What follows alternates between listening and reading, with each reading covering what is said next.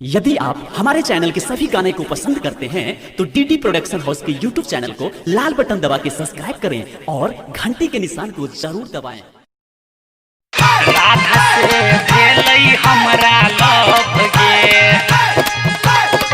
राधा से भेलई हमरा लव गे मैया। सुमित सतीश, सुमित सतीश, रेमा सतीश, रेमा सतीश।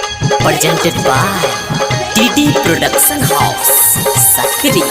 गे मैया यशोदा सुन गे कहै छौ मुरली के धुन गे मैया यशोदा सुन गे कहै छौ मुरली के धुन गे।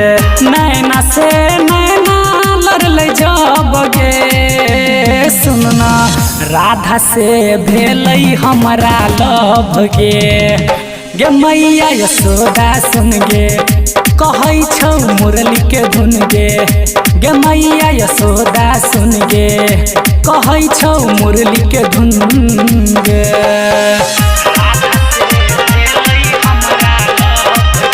Presented by DD production house.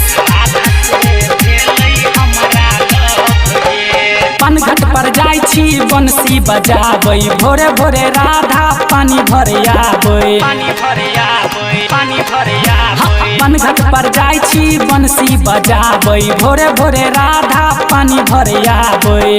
पलट के देखल कौ भैर मन गे सुनना राधा से भेलौ हमरा लव गे मैया यशोदा सुन गे कहै छौ मुरली के धुन गे मैया यशोदा सुन गे कहै छौ मुरली के धुन गे। राधा से भेलै हमरा लव गे, राधा से भेलै हमरा लव गे मैया। सुमित सतीश, सुमित सतीश, रेमा सतीश, रेमा गे मैया यशोदा सुन गे कहै छौ मुरली के धुन। जिधर देखै छी आबै नजर गई राधा बिना जीना मुश्किल हमर गई। जिधर देखै छी आबै नजर गई राधा बिना जीना मुश्किल हमर गई। विवेक घनश्याम जानै सब गई सुनना राधा से भेलै हमरा लव गे मैया यशोदा सुन गे कहै छौ मुरली के धुन गे मैया यशोदा सुन गे कहै छौ मुरली के धुन गे।